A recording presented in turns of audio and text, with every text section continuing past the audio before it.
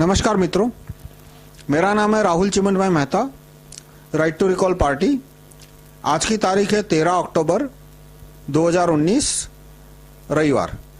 ये वीडियो कुछ 8 वीडियो में बनाऊंगा, 8 या 10 वीडियो बनाऊंगा कि भाई अभी जो इकोनॉमी में मंदी है, स्लो डाउन है, वो किस तरह से कम हो सकता है, किस तरह से, यानी कि भारत के नागरिक ऐसे कौन कौन से पॉलिटिकल इलेक्टोरल स्टेप ले सकते हैं कि जिसके द्वारा ऐसे कानून बने कि जिससे मंदी कम हो।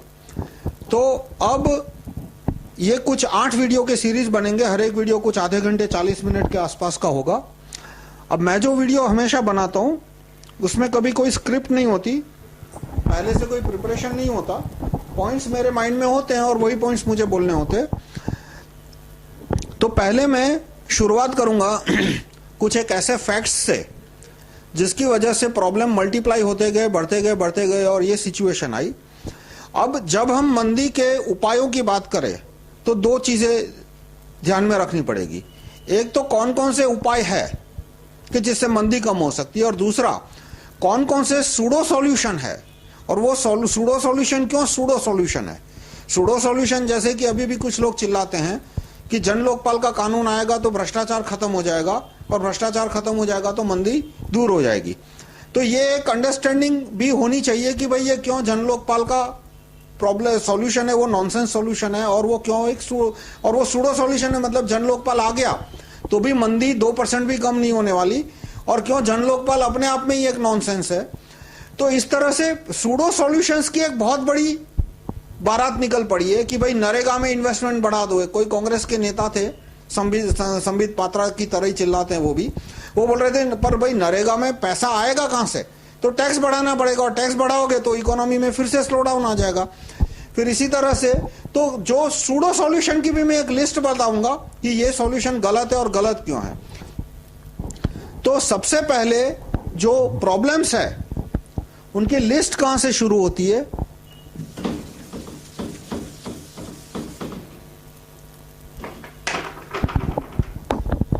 कि टाटा के पास झारखंड में कोयले की खान है। उसकी डिटेल्स आपको मिलेगी tinyurl.com/tinyurl.com/Tata Coal।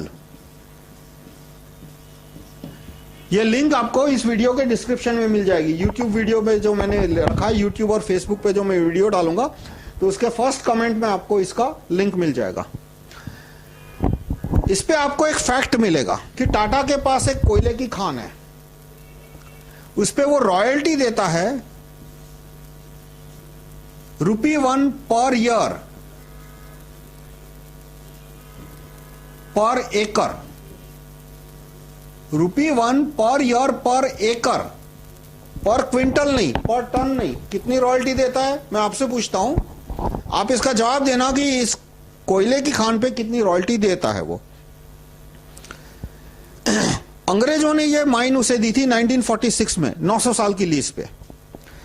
उसके बाद 10 प्रधानमंत्री आ गए, जवाहरलाल गांधी,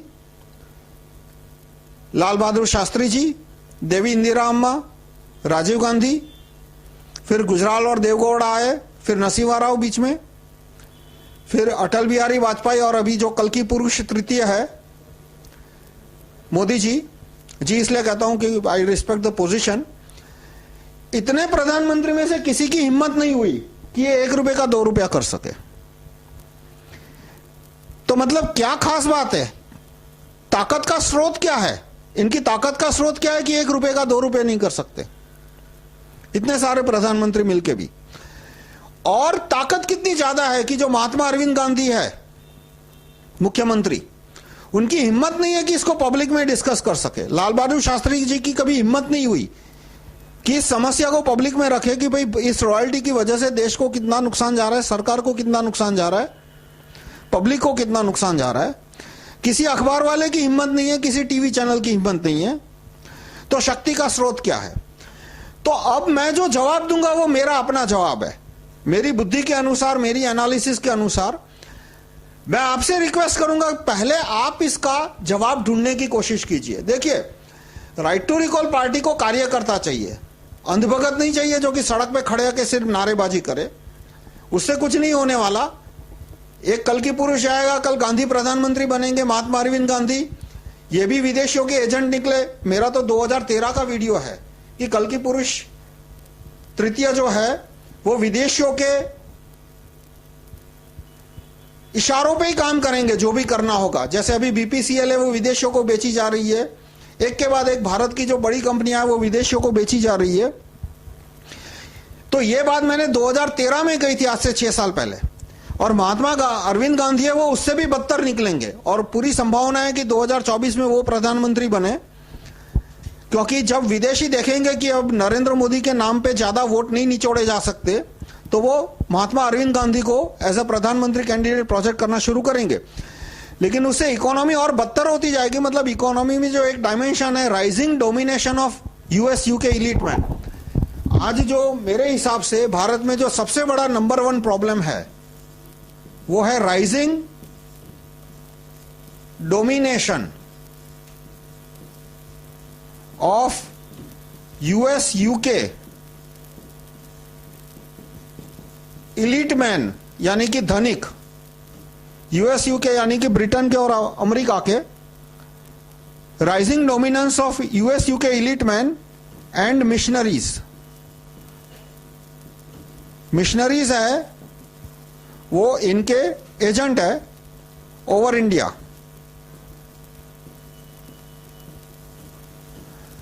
तो आप देखो कि कांग्रेस, आरएसएस और आम आदमी पार्टी, और जो भारत के 3 सबसे बड़े नेता है सूर्यपंखा गांधी, ये डीएनए एनालिसिस से प्रूव हो गया है कि उनका डीएनए सूर्यपंखा गांधी का ही डीएनए है। तो सूर्यपंखा गांधी, कल की पुरुष तृतीय मोदी जी और महात्मा अरविंद गांधी, तीनों में से कोई एक भी आदमी, और कांग्रेस, आरएसएस के या आम आदमी पार्टी के कोई कार्यकर्ता इस समस्या का नाम भी नहीं लेंगे कि भाई भारत के ऊपर सबसे बड़ी समस्या यह है कि rising domination of US UK elite man. और यह समस्या किस तरह से ये कोल रॉयल्टी से जुड़ी होगी वो मैं अभी बताता हूं। तो और मंदी जो है वो भी इसी समस्या की वजह से है। अब तो कोयले की रॉयल्टी क्यों नहीं बढ़ा पाए? क्योंकि जितने प्रधानमंत्री आए उनको इन लोगों ने कहा था, अमेरिका के और ब्रिटेन के धनिक है, कि ये कोयले की रॉयल्टी नहीं बढ़ानी है। तो अब 2 प्रश्न आते हैं कि इनको क्या पड़ी है कि भाई टाटा के कोयले की रॉयल्टी 1 रुपए है या 1000 रुपए है या 10,000 रुपए पर टन है, इनको क्या फर्क पड़ता है? और दूसरा, इन्होंने कहा प्रधानमंत्री को, तो प्रधानमंत्री ने इनकी बात मानी क्यों? रिश्ते में कोई रिश्तेदार लगते हैं क्या इनके?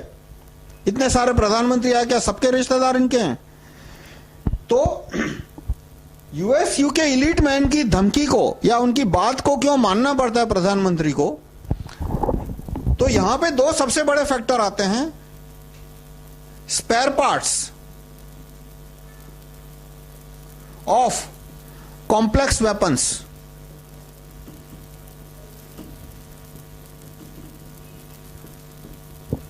कॉम्प्लेक्स वेपन जैसे कि वॉर प्लेन्स। वॉर प्लेन में एक है मिराज, दूसरा है अभी जो राफेल आएगा वो Jaguar.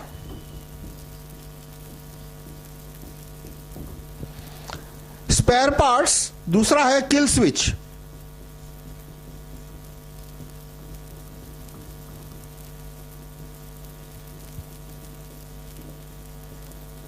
Kill switch in complex weapons. Complex weapon क्या है? यानी जैसे बंदूक है, ग्रेनेड है, वो सिंपल वेपन है, उसके अंदर कोई इलेक्ट्रॉनिक सर्किट नहीं होती। ये जो वेपन है वो बहुत ही कॉम्प्लिकेटेड वेपन है, उसका 90% काम इलेक्ट्रॉनिक सर्किट से होता है। मिराज है, राफेल है, मिग-21 है। मिग-21 के अंदर भी काफी इलेक्ट्रॉनिक्स है, भले वैसे वो प्लेन 1956 का है पर उसमें काफी एडिशंस किए हैं। तो एक तो पहले प्रश्न आता है कि यदि ये जो कंपनियां है, ब्रिटेन, जगुआर है वो ब्रिटेन की कंपनी है, मिराज है वो फ्रांस की कंपनी है, राफेल है वो जो अभी 36 प्लेन है वो फ्रांस की कंपनी है, वो स्पेयर पार्ट भेजना बंद कर दे। इसी तरह से एक अपाचे हेलीकॉप्टर लिया है अमेरिका से, वो हेलीकॉप्टर बहुत ही इंपॉर्टेंट है। अभी जो लो इंटेंसिटी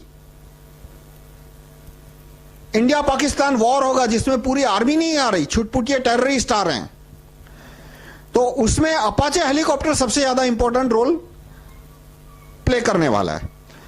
तो उसके अपाचे हेलीकॉप्टर अमेरिका का है, तो अमेरिका या फ्रांस या ब्रिटेन यदि इसके स्पेयर पार्ट भेजने बंद कर दे तो ये प्लेन कितने दिन चलेंगे? तो ये जवाब, मैं तो अपना जवाब दूंगा कि ये 2 हफ्ते भी नहीं चलेंगे, लेकिन फिर आप दूसरों से पूछ के इसका जवाब पता लगाइए। इसमें इश्यू क्या है कि 99% लोग इन 2 मुद्दों को टच ही नहीं करना चाहते। आप कल की पुरुष मोदी जी का एक भी मन की बात या कोई भी एपिसोड बता दे जिनमें इन 2 मुद्दों को टच किया हो। सुरपंखा गांधी जी की एक भी स्पीच बता दीजिए, अरविंद गांधी जी की एक भी स्पीच बता दीजिए, इतनी सारी जन लोकपाल और नॉनसेंस इश्यूज पे स्पीच दीजिए, मुझे एक भी स्पीच बता दो। और अच्छे आदमी जी भी जितने हुए, अब्दुल कलाम हो या तो वाजपेयी जी हो, या अच्छा यानी कम बुरे जो भी है, उसके पहले के जितने प्रधानमंत्री हो गए, जितने जर्नलिस्ट हो गए, किसी के भी व्याख्यान में, लेख में ये 2 मुद्दों पे बात नहीं आएगी कि यदि इनके स्पेयर पार्ट की सप्लाई रुक जाती है तो हथियार कितने दिन काम आएंगे, और दूसरा कि क्या इन हथियारों में किल स्विच है या नहीं। तो एक तो बात साबित हो गई है कि फ्रांस ने जो मिसाइल बेचे थे अर्जेंटीना को 1970s में, एक्सोसेट मिसाइल, EXOCET, लिंक में पूरा नाम दिया है, लिंक भी दिए हैं उसमें, इसके वीडियो के डिस्क्रिप्शन में, उसमें किल स्विच लगे थे।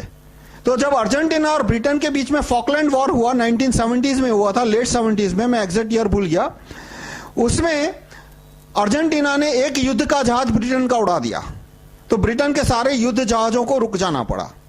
उसके बाद मार्गारेट थैचर ने, उस समय जो फ्रांस के प्रेसिडेंट थे, मैं भूल गया, चिराग शायद नाम था उनका, चिराग या मित्रा, उसको कुछ $100 मिलियन की उस समय की रिश्वत दी और धमकाया कि हमको किल कोड दे दो एक्सोसेट के, और यदि तुम हमें किल कोड नहीं दोगे, ब्रिटेन ने यह धमकी दी थी, तो हम फ्रांस के अफ्रीका में जितने एस्टेब्लिशमेंट है वहां हम अफ्रीका के विद्रोहियों को इतने हथियार देंगे कि फ्रांस के सारे सैनिक और बिजनेसमैन जितने हैं वो सारे मारे जाएंगे।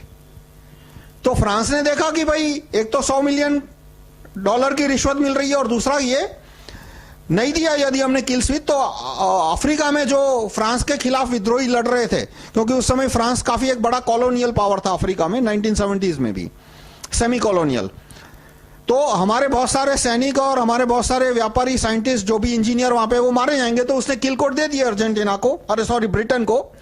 तो उसके बाद अर्जेंटीना ने जितने भी मिसाइल फेंके, कुछ 80 जितने मिसाइल फेंके, एक भी मिसाइल टारगेट पे नहीं गिरा। सारे मिसाइल कोई 2 किलोमीटर इधर गिरा, कोई 1 किलोमीटर इधर गिरा, और ब्रिटेन का एक भी जहाज लॉस, ब्रिटेन को एक भी जहाज का नुकसान नहीं हुआ, एक जहाज के बाद। तो यह बात प्रूव हो चुकी है कि फ्रांस के एक्सोसेट मिसाइल में किल स्विच रखे हुए थे। तो अब क्वेश्चन आता है कि ये जो मिराज प्लेन है, राफेल प्लेन है, क्या उसमें किल स्विच रखे हैं? तो मेरे पास तो जवाब नहीं है, क्योंकि मैंने तो वो प्लेन खोल के देखे नहीं है, आपने भी नहीं देखे। आपने पूछोगे इस पे RTI करोगे तो कोई जवाब मिलने नहीं वाला। और जो लोग एपेक्स लेवल के हैं, 100-200 लोग जिनके पास कॉन्क्रीट इंफॉर्मेशन, उनमें से कोई इस बात पे बोलता भी नहीं है। कोई ये भी नहीं कहता कि किल स्विच नहीं रखे हैं। मैं कहता हूं कि ढोल नगाड़े बजा के ट्विटर पे डाल दो कि इसमें से राफेल जो आए हैं उसमें किल स्विच नहीं है, डाल दो एक बार पोस्ट। तो वो भी डालने को तैयार नहीं। वो इस मुद्दे पे मौन रखना चाहते हैं कि भाई पब्लिक के दिमाग में ये मुद्दा ही नहीं आना चाहिए। तो अभी आपको यह जवाब खुद गैस करना होगा या ढूंढना पड़ेगा, और उसके आधार पे आपकी पूरी सोच बनेगी, उसके आधार पे आपकी रणनीति बनेगी, या पॉलिटिकल जो भी आपका पॉलिटिकल इंक्लिनेशन है वो बनेगा कि इसमें किल स्विच है या नहीं। तो मेरा मानना है कि इसमें किल स्विच भी है। कॉम्प्लेक्स वेपन्स में अपाचे हेलीकॉप्टर हो या राफेल हो या जगुआर प्लेन हो, उसमें किल स्विच है। और उसके स्पेयर पार्ट का सप्लाई बंद हो जाए तो ये हथियार 15 दिन भी नहीं चलेंगे। तो इसका इकोनॉमी से क्या लेना देना? तो अमेरिका के धनिक है, वो भारत के प्रधानमंत्री को 1947 से धमका रहे हैं, आज की बात नहीं है, 1947 से धमका रहे हैं कि यदि तुमने हमारी बात नहीं मानी तो हमने जितने वेपन्स दिए उसका स्पेयर पार्ट का सप्लाई रोक देंगे, उसमें किल स्विच है वो एक्टिवेट कर देंगे। 1947 के हथियारों में किल स्विच नहीं थी, किल स्विच आनी शुरू हुई 1965 के बाद, 1960 के आसपास। उससे पहले जितने हथियार बने उसमें किल स्विच का उसमें कम था दबदबा। तो और पाकिस्तान को हम डबल हथियार देंगे। ये दोधारी धमकी आती है। अमेरिका के जो धनिक है, यूएस यूके एलिटमैन, रॉथस्चाइल्ड, रॉकफेलर वगैरह, वो भारत के प्रधानमंत्रियों को, बड़े अफसरों को, भारत के जो ऊपर के धनिक है उनको क्या धमकी देते हैं कि यदि तुमने हमारा कहा नहीं माना तो तुम्हारे पास जितने कॉम्प्लेक्स वेपन है उसका हम स्पेयर पार्ट का सप्लाई रोक देंगे और किल स्विच एक्टिवेट कर देंगे और पाकिस्तान को डबल हथियार देंगे। और यही एक कारण है कि भारत के एयरफोर्स आज भी मिग 21 यूज करता है, क्योंकि मिग 21 है वो आज की तारीख में 100% मेड इन इंडिया है। रशिया ने 1956 में मिग 21 बेचे थे और तब कॉन्ट्रैक्ट किया था कि सारा डिजाइन दे देंगे, सारा मैन्युफैक्चरिंग टेक्नोलॉजी, ट्रेनिंग देंगे, एक्सप्लेन करेंगे। तो अब मिग 21 के जितने पार्ट बन रहे हैं वो सारे के सारे पार्ट इंडिया में बने। रशिया ने तो उसके पार्ट बेचने 1975 में बंद कर दिए थे। 1975 के बाद रशिया ने मिग 21 का सपोर्ट कंप्लीटली बंद कर दिया था करीब करीब। तो उसकी बॉडी होगी 1956 की, उसको थर्मल हीटिंग से उसको मतलब रिफर्बिश या जो भी उसकी प्रोसेस है मैं भूल गया, एनीलिंग या कुछ बोलते हैं उसको, तो चलती रहती है, बॉडी तो चलती रहती है सालों साल तक। पर उसके बाद अंदर के जो पार्ट है वो एक एक करके HAL, हिंदुस्तान एरोनॉटिक्स लिमिटेड ने रिप्लेस किए हैं। तो ये 100% मेड इन इंडिया है। इसलिए आज की तारीख में एयरफोर्स पे उसको सबसे ज्यादा फेथ है कि इसमें कहीं किल स्विच नहीं है, इसके स्पेयर पार्ट की वजह से हम रुक नहीं जाएंगे, इसलिए आज भी वो प्लेन को निकाल नहीं रहे। पर ये सारे प्लेन है उसमें किल स्विच भी हो सकती है और स्पेयर पार्ट का सप्लाई भी किसी दिन रुक सकता है। अब किल स्विच के बारे में आज तक किसी मिलिट्री के बड़े अफसर ने कोई स्टेटमेंट नहीं दिया। सिर्फ एक स्टेटमेंट, मैं नाम भूल गया, उन्होंने बोला था कि पाकिस्तान के पास जो अमेरिका के F-16 है, अमेरिका उसे किसी भी दिन लॉकडाउन कर सकता है, यानी उसमें किल स्विच रखे हैं। तो मैंने उनको ट्विटर पे क्वेश्चन पूछा कि क्या भारत के पास जो जगुआर है उसमें किल स्विच है, तो उसका उन्होंने कोई जवाब नहीं दिया। तो इस मुद्दे पे हर एक आदमी मौन रहना चाहता है। तो मैं आपसे रिक्वेस्ट करूंगा, पहले इस मुद्दे पे आप गौर कीजिए, ध्यान दीजिए। ध्यान देने के बाद आप डिसाइड कीजिए कि क्या भारत के हथियारों के सप्लाई, स्पेयर पार्ट के सप्लाई रुकने से वो हथियार म्यूजियम बन सकते हैं, यूजलेस बन सकते हैं और उसमें किल स्विच रखे गए नहीं। अब इसका इकोनॉमी पे क्या लेना देना है, तो मेरा मानना है कि अमेरिका के धनिक जो है, यूएस यूके एलिटमैन, वो भारत के प्रधानमंत्रियों को धमकाते हैं कि हमारी बात नहीं मानी तो हम किल स्विच एक्टिवेट कर देंगे और पाकिस्तान को डबल हथियार देंगे। और अमेरिका के धनिक है वो कहते हैं कि ये रॉयल्टी नहीं बढ़नी चाहिए। तो अब क्वेश्चन आता है कि भाई, और इसलिए आज तक भारत के प्रधानमंत्री की ये रॉयल्टी बढ़ाने की हिम्मत क्यों नहीं? और दूसरे भी बहुत सारी चीजें, जैसे अकेले गोदरेज के पास, अकेले मुंबई में, गोदरेज मतलब गोदरेज फैमिली, उसके ट्रस्ट, अलग अलग ट्रस्ट जो है, अलग अलग ट्रस्ट है, उसके पास अकेले मुंबई में 13 करोड़ स्क्वायर फीट लैंड है। मुंबई आइलैंड में शायद ज्यादा 14 करोड़ भी हो सकता है, पर 13 करोड़ स्क्वायर फीट लैंड है। उसमें वेल्थ टैक्स कितना आता है? 13 रुपया भी नहीं आता, क्योंकि किसी प्रधानमंत्री की यह हिम्मत नहीं हुई कि वो कानून बना सके कि ट्रस्ट की लैंड पे टैक्स लेना चाहिए। और अकेले नहीं है, गुजरात में वो सारा भाई खराब भाई में मैं नाम में नहीं लूंगा, उनके पास 40 लाख स्क्वायर फुट है। फिर उनके कलर का रंग क्या है? दूसरे कोई है, लाल, पीला, नीला, पीले भाई हो, नीले भाई हो, लाल भाई हो, वो भी मुझे नहीं बताना। उनके पास 70 लाख स्क्वायर फुट है। मतलब इनके फैमिली के जो अलग अलग ट्रस्ट है सब मिला के बोल रहा हूं, एक इंडिविजुअल के पास नहीं।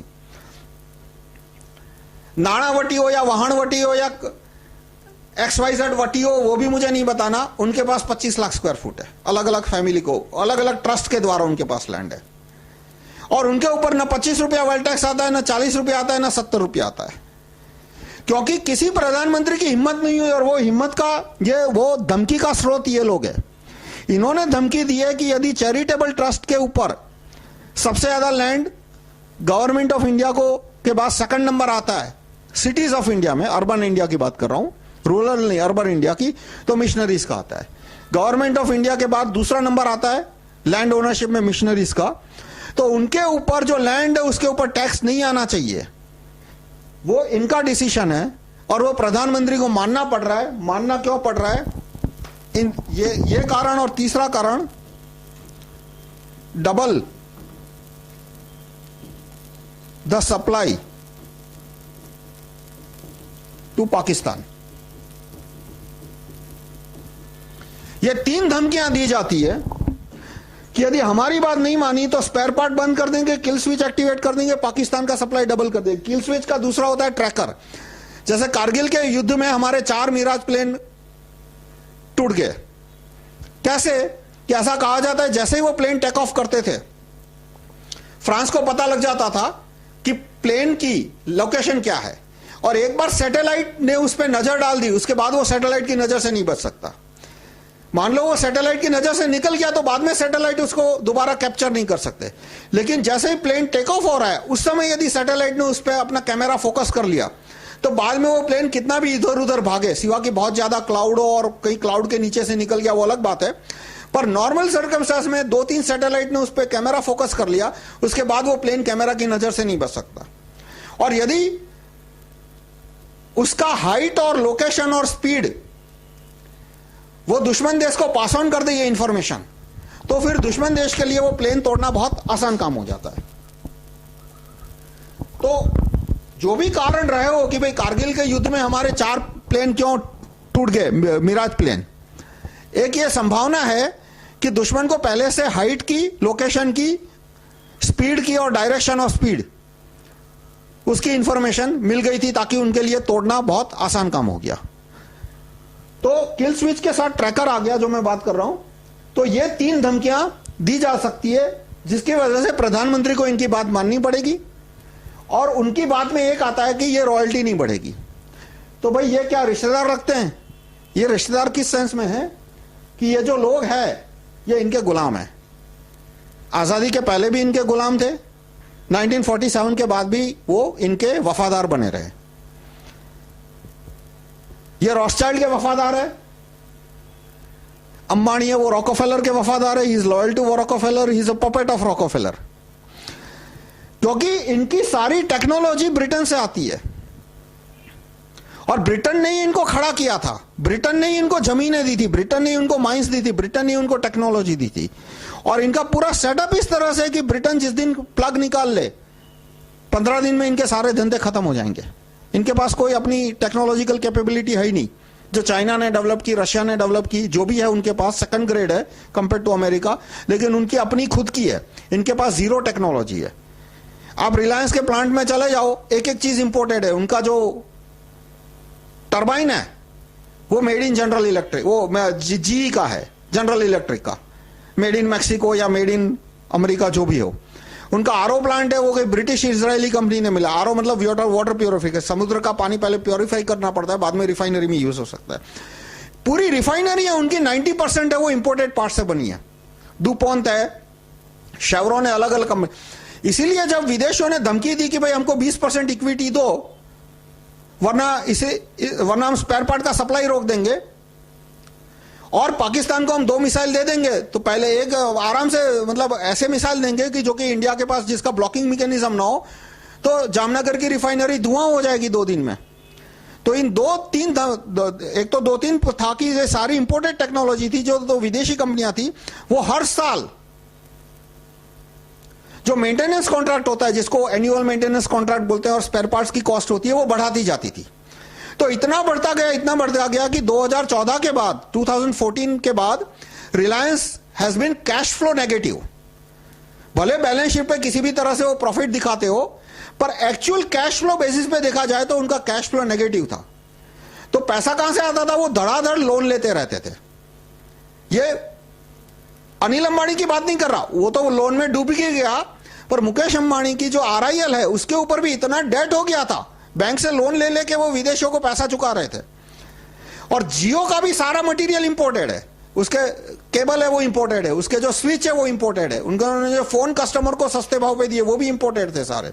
एक एक चीज इंपोर्टेड है, कुछ मेड इन इंडिया नहीं है।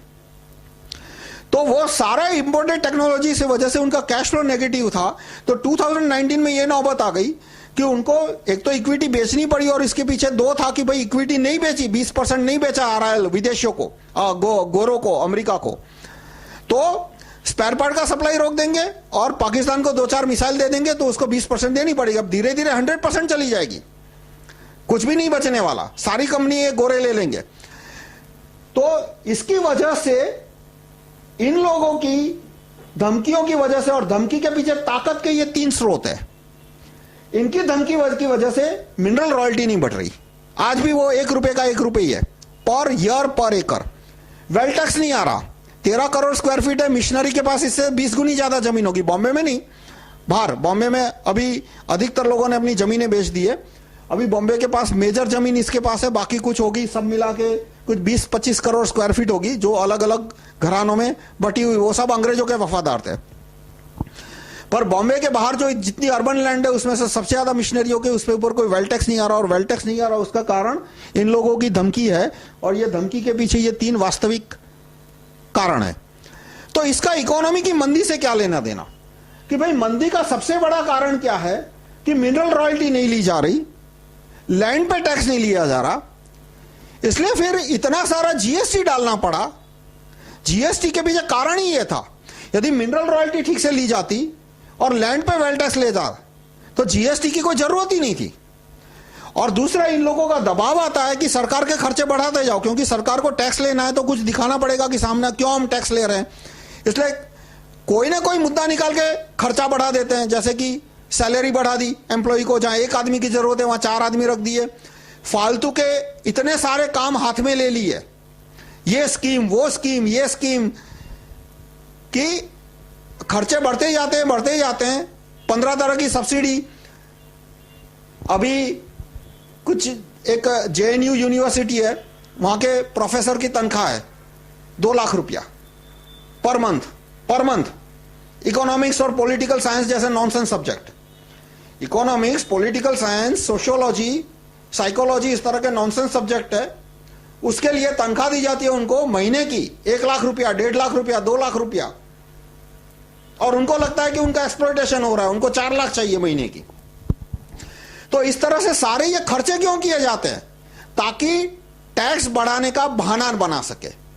पर फिर भी यदि ये 2 चीजें ठीक से होती, यदि मिनरल रॉयल्टी में सबसे इंपॉर्टेंट मिनरल है आज की तारीख में भारत में पेट्रोल, यानी क्रूड ऑयल और नेचुरल गैस, तो उसके रॉयल्टी न के बराबर ली जाती है।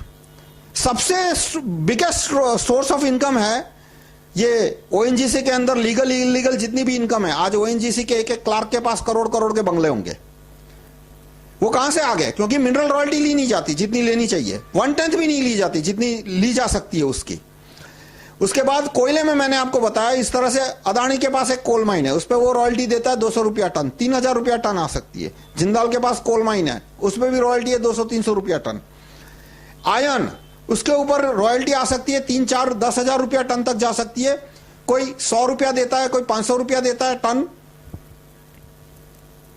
और एल्यूमिनियम, फिर कॉपर, ये सारे मिनरल रॉयल्टी के बड़े पैमाने पे लूट चल रही है।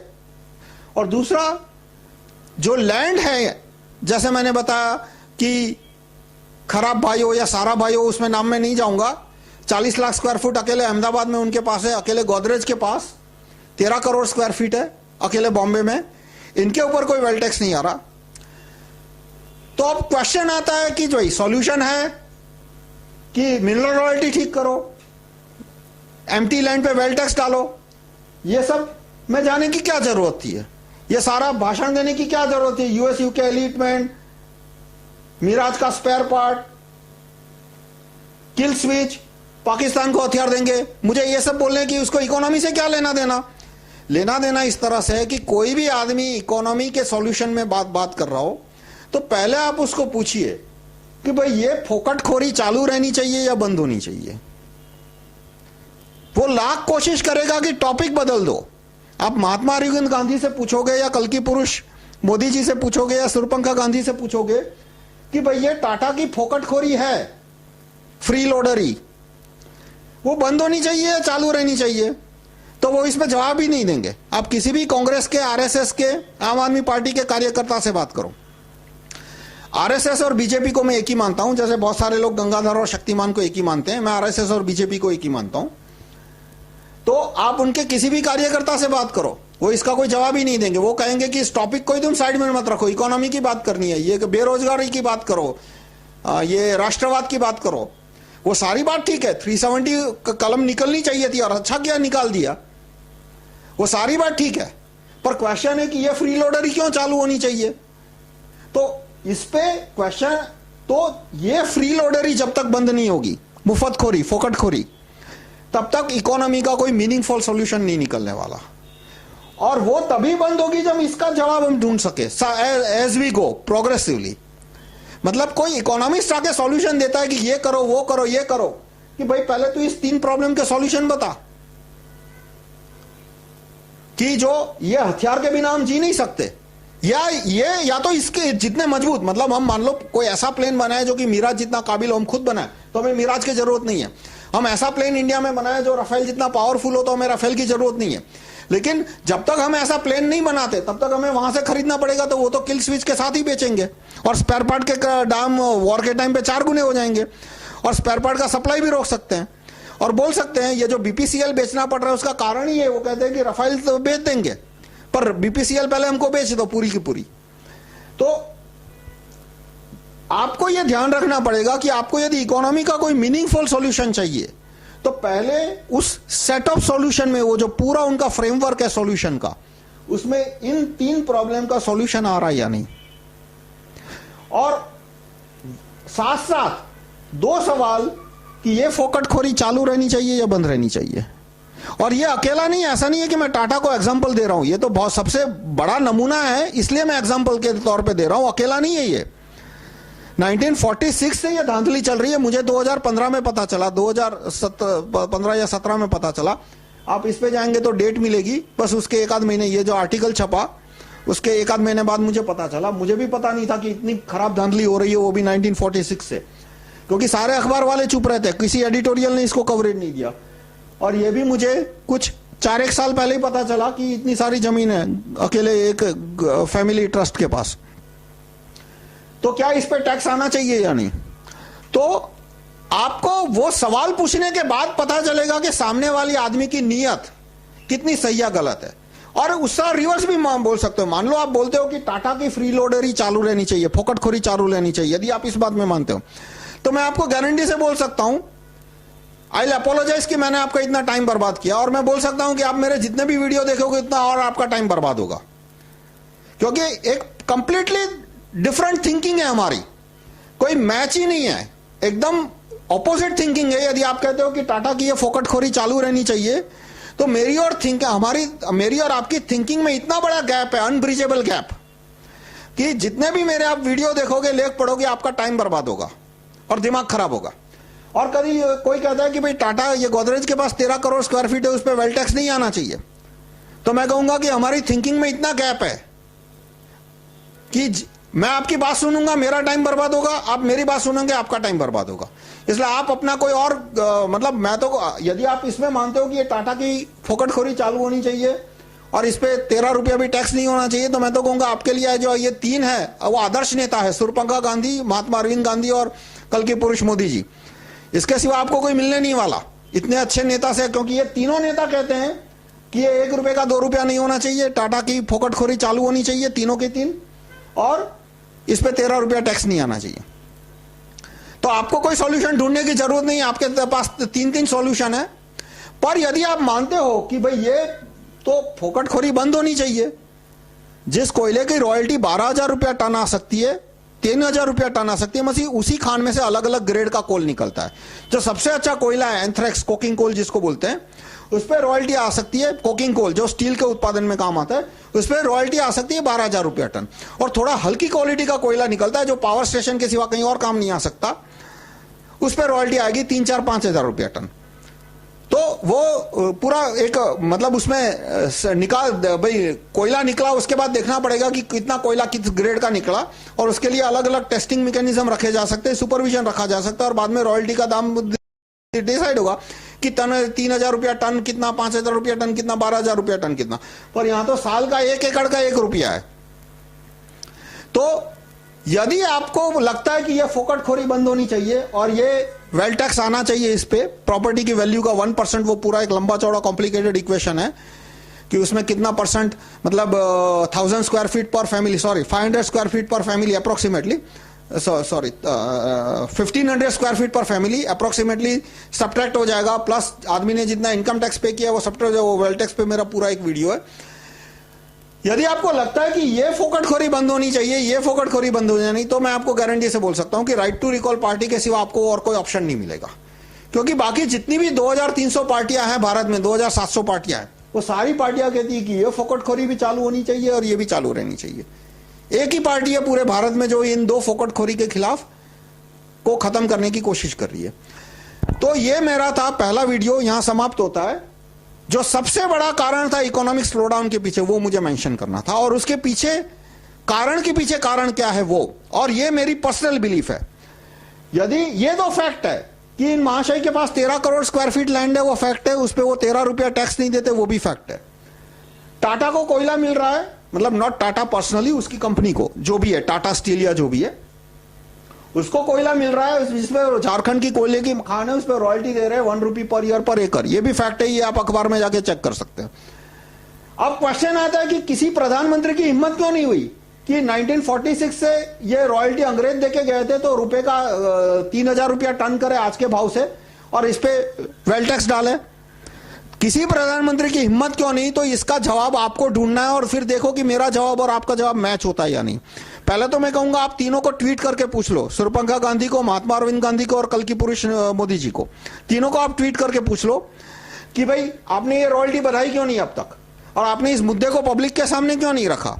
और आपको यह भी सोचना है कि लाल बहादुर शास्त्री जैसे नेक और ईमानदार और बहादुर प्रधानमंत्री की भी क्यों हिम्मत और ताकत नहीं हुई कि इस मुद्दे को पब्लिक के सामने रख सके। डिसीजन लेना तो बात की बात हुई। देवी इंदिरा अम्मा जो कि वास्तव में पावरफुल थी, ये तो सिर्फ दिखावे हैं अभी जो हो रहा है, पर वास्तव में जो सचमुच पावरफुल लीडर थी, भारत की सबसे शक्तिशाली नेता अभी तक भारत के पिछले 70 साल के इतिहास में, उनकी भी हिम्मत नहीं हुई कि इस मुद्दे को पब्लिक में रख सके, उनकी भी ताकत नहीं हुई कि इस मुद्दे को ये रॉयल्टी बढ़ा सके। तो इसके पीछे मेरा मानना है कि इन लोगों का दबाव था, अमेरिका के धनिकों का, रॉथस्चाइल्ड, रॉकफेलर वगैरह, और इनका दबाव, इन्होंने बोला तो बात माननी क्यों पड़ी, उसके पीछे ये 3 कारण थे। तो आप जो भी सॉल्यूशन डिसाइड करते हो तो पहले उसमें यह चेक कर लेना कि इसका सॉल्यूशन है या नहीं। अब मेरे जो आगे के वीडियो आएंगे उसमें मुझे जो सॉल्यूशन ठीक लगते हैं इकोनॉमी को ठीक करने के लिए, एमआरसीएम का कानून, मिनरल रॉयल्टी का, वेल्थ टैक्स का, वो सारे कानूनों के बारे में बताऊंगा। ये भी बताऊंगा कि किस तरह से जीएसटी की वजह से इकोनॉमी बर्बाद हुई, नोटबंदी की वजह से इकोनॉमी की बर्बाद हुई। नोटबंदी का मकसद ये था कि मीडियम बिजनेसेस को तोड़ना है। ये मेरा नोटबंदी का वीडियो, उसमें मैंने एक्सप्लेन किया था, ये वो वीडियो बनाया था मैंने, नोटबंदी डिक्लेयर हुई उसके कुछ 3 हफ्ते बाद, 1 दिसंबर के आसपास मेरा वीडियो, 1 दिसंबर 2017 के आसपास, कि किस तरह से नोटबंदी का मकसद छोटे उद्योगों को तोड़ना है, ब्लैक मनी से उसका कोई लेना देना ही नहीं था, बहाना था सिर्फ एक ब्लैक मनी। और जीएसटी का भी यही पर्पस है कि किस तरह से स्मॉल मीडियम मैन्युफैक्चरर को तोड़ा जाए। टैक्स कलेक्शन तो सेकेंडरी है, और क्या क्या फिर सॉल्यूशन निकाल सकते हैं वो सारे मैं अगले वीडियो में डिस्क्राइब करूंगा। धन्यवाद।